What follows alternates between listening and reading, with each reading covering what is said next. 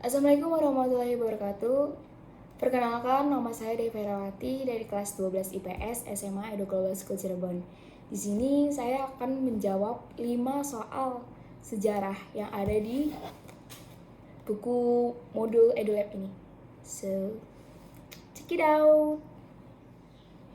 Oke, dimulai dari nomor 6, chapter 4 sejarah. Soalnya, pada tahun 1980, VOC berhasil menjadikan Tidore sebagai salah satu pasalnya. Akan tetapi, penempatan Tidore sebagai pasal menimbulkan kebencian Sultan Tidore yang pada akhirnya melakukan perlawanan terhadap VOC.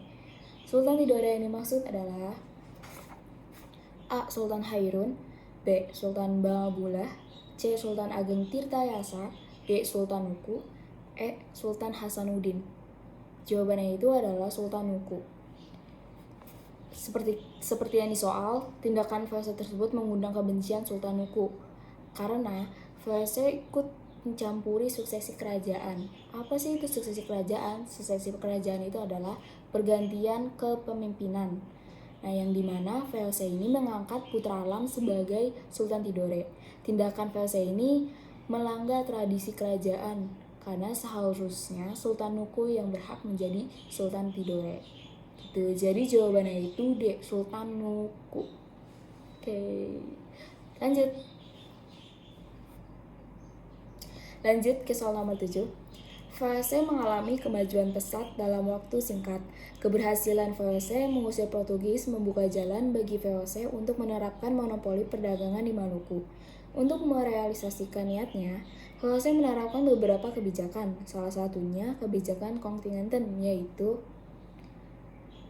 A. Pelayaran pantai yang dilengkapi angkatan perang untuk mengawasi para pedagang Maluku agar tidak menjual rempah-rempah kepada pedagang lain dan jika melanggar akan mendapatkan hukuman berat. B. Kebijakan penembangan tanaman rempah-rempah penduduk agar produksi rempah-rempah tidak berlebihan. C. Kewajiban rakyat membayar pajak dalam bentuk hasil bumi. D. Kebijakan mewajibkan rakyat menanam tanaman tertentu terutama kopi. E. Kebijakan menentukan luas areal penanaman rempah-rempah. Jadi dari opsi A sampai E ini merupakan kebijakan yang VOC buat.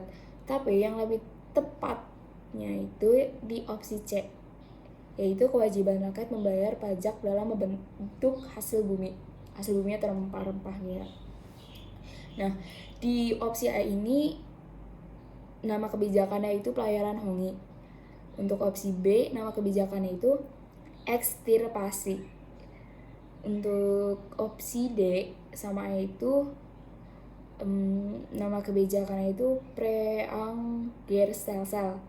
Jadi setiap kebijakan yang dibuat oleh VOC itu memiliki nama dan arti sendiri. Tuh. Jadi untuk kebijakan Kontingenten itu adalah kewajiban rakyat membayar pajak berupa hasil bumi atau rempah-rempah. Jadi yang tepat itu C. Lanjut ke soal nomor 8. Dalam rangka menyukseskan pembangunan jalan raya Anyar Panarukan, Dendles memberlakukan Verplichtediensten, yaitu kebijakan A. Kerja wajib, B. Penyerahan hasil bumi, C. Membangun angkatan perang, D. Wajib pajak bagi para petani, E. Menyerahkan sebagian tanah untuk dijadikan jalan raya. Yang tepat itu jawabannya itu B. Penyerahan hasil bumi. Verplichtediensten ini punya arti, ini juga merupakan kebijakan VOC yang lain. Artinya itu penjualan hasil bumi ke VOC atau penyerahan hasil bumi ke VOC dengan harga murah atau harga yang sudah ditentukan oleh VOC sendiri. Gitu. Jadi Verplichtleverante ini emang agak sama Kontingenten, tapi kalau misalnya Kontingenten itu lebih ke pajaknya. Jadi mereka membayar pajak itu pakai penyerahan hasil bumi. Gitu. Lanjut ke soal nomor 9.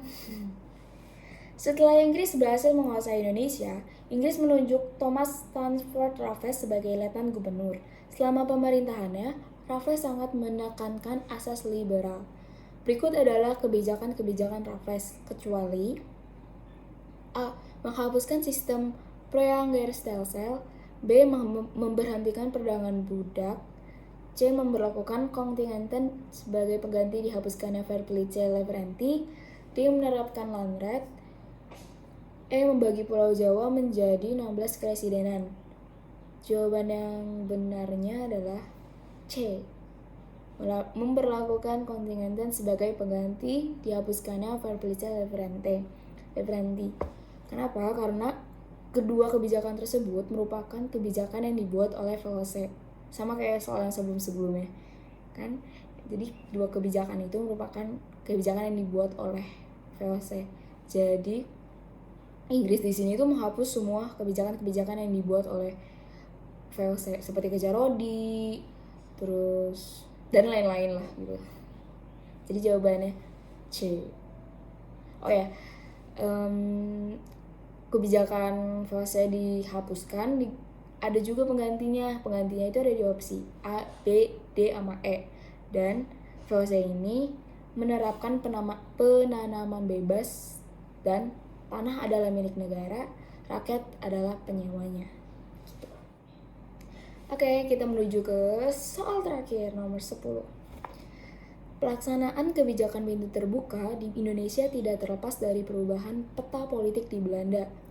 Pada pertengahan abad ke-19 yaitu A. Kemenangan Partai Liberal dalam pemilu, B. Lepasnya Belanda dari penjajahan Prancis, C. Masuknya gagasan liberal dari Inggris, D. Adanya desakan dari kaum humanis Belanda, E. Ratu Belanda mengatur paham liberal. Jawabannya itu A. Kemenangan Partai Liberal dalam pemilu. Jadi waktu itu di Belanda itu lagi diadakan pemilu dan pemilu itu dimenangkan oleh Partai Liberal. Nah, dalam kemenangan ini Partai Liberal ini membuat kebijakan politik pintu terbuka tuh, ya, membuat kebijakan tersebut dan mendesak Belanda untuk menerapkannya di daerah jajahannya. Nah, makanya Indonesia juga kena imbasnya gitu.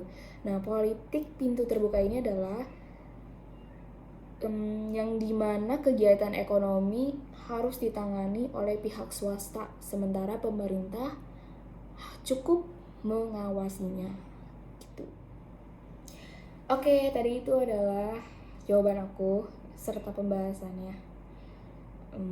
Maaf bila kalau misalnya ada jawaban yang salah, dan mohon maaf kalau misalnya ngejelasinnya kecepatan. Ya, semoga kalian enjoy sama video ini. Saya Deva Herawati. Wassalamualaikum warahmatullahi wabarakatuh. Ya.